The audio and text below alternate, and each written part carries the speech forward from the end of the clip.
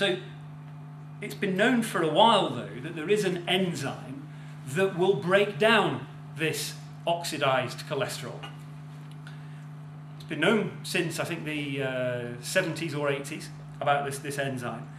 But the problem back then was nobody could conceive of a way of delivering that enzyme into the macrophages to protect them against being damaged by the oxidized cholesterol. Well, those new drug delivery systems, technology's moved on. You know, there's a lot of new ideas around. And so what SENS Foundation has been working on is a new drug delivery mechanism, a way of getting that enzyme into the macrophage to protect it so that it's not destroyed when it removes the cholesterol molecules from in the arterial wall. Now, if the SENS Foundation goes to the FDA with that to say, we've got a new drug delivery mechanism, we can deal with atherosclerosis, then that's something that the FDA will be interested in licensing. And suddenly you have a new medicine on the market that when people have serious atherosclerosis and they're diagnosed in hospital and it's a threat to their health, they can be treated with a new medicine. Now, once you've got to that stage, what will then start to happen is you'll get off-label usage. So people will be aware that this treatment is available for atherosclerosis. They will know that basically everybody suffers with atherosclerosis. We all have this going on in our arteries right now, so it will start to be used as a prophylactic. People will take this to prevent them building up dangerous levels of deposits in the arteries and suffering the heart attacks and suffering from stroke. So although the FDA has no interest in regulating anti-aging medicine, they will regulate and issue a license for something which has the effect of taking away a major cause of death in the elderly.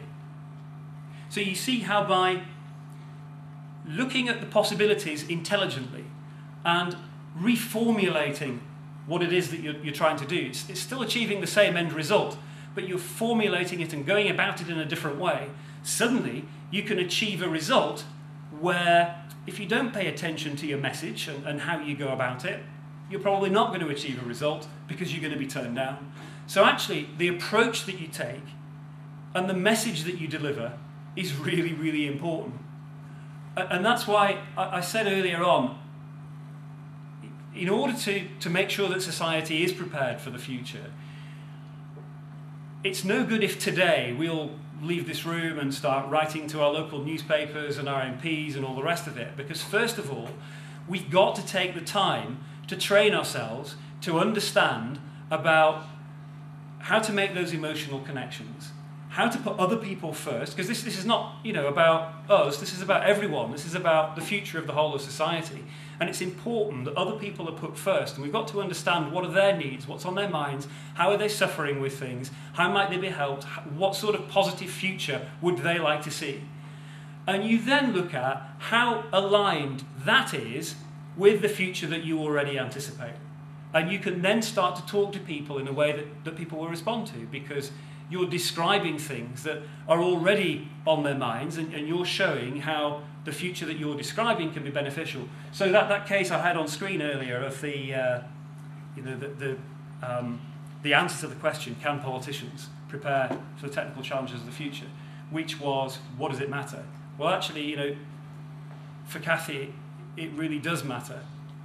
It's just that until now that connection hasn't been made, and that's my opportunity to make that connection and to say that proper funding for research, new approaches, new thinking in the way that we tackle research into disease, a reprioritisation of the funding. So that I did say I wanted to leave the party politics at the door, but I'm going to say that if we drop fewer bombs on people and maybe spend a bit more researching how to make people better, we might actually get to that future that we'd all like to see.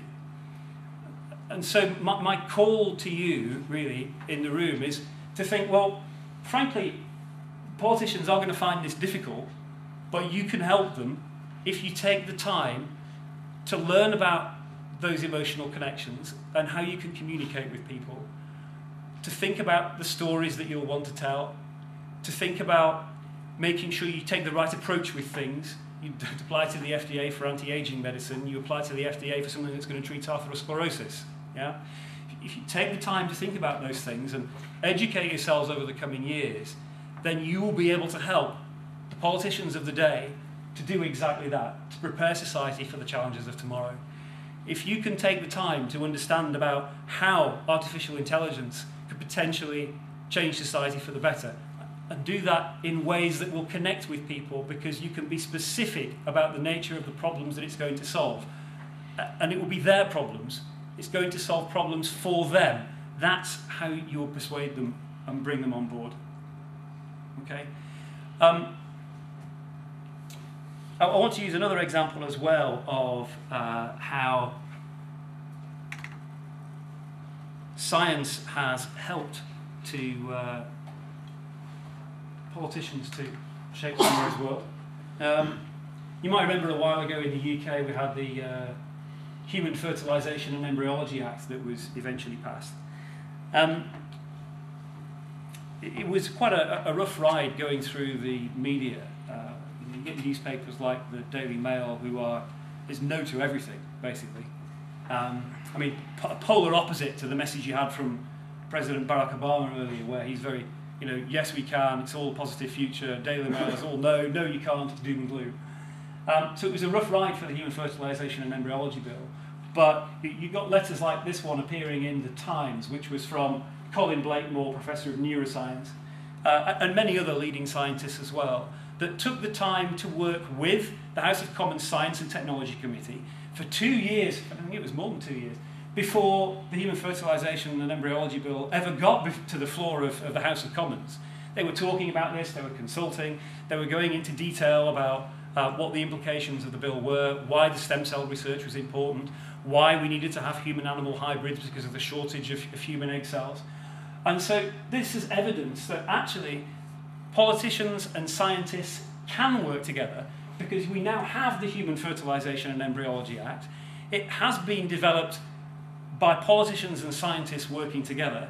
So again, that's my call to you all also, to make sure that those visions of the future that you have are supported in this kind of way, with the politicians dealing with both the rational aspects of the argument, the science-based stuff where you can present evidence, but also the emotional sides of the argument where you can connect with people and show how the world can be a better place.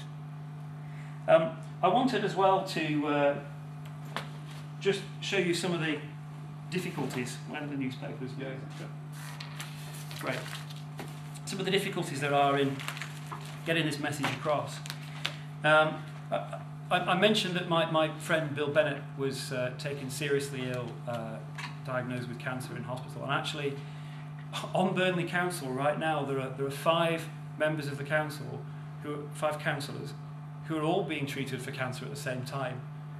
That's actually quite a scarily large proportion of the total number. It includes the deputy mayor, it includes the mayor of Burnley.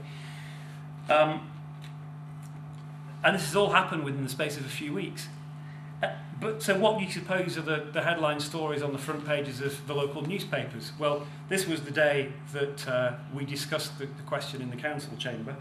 Man's petrol horror death. And the next local newspaper on the same day, East Lancashire troops set for Afghan conflict. And in the other local newspaper, instinct gunshot killed PC. So they're all about doom and gloom and terror, but they're not really the things that affect people's everyday lives, because, I think we in this room recognise that we're not going to get shot accidentally by a policeman. We're not going to have an Afghanistan mortar thrown at us, because we're not going to go to Afghanistan. And probably somebody isn't going to set fire to our house and cause us to die in an arson attack. What's going to get us is things like the atherosclerosis, the heart attacks, the strokes, and these are the things that really matter. The problem is, and the reason the newspapers can't run stories like that, is because it's not really news. I mean, it's happening all around us. Yeah, virtually everybody in this room has got these deposits in our arteries. Well, that's not news, because it affects all of us, and it's been affecting us all for not decades, not hundreds of years, millennia, pretty much since life began. So a newspaper is never going to have that as a front page headline story. What the newspapers have to do is use something unusual, something that doesn't happen very often. That's what is interesting to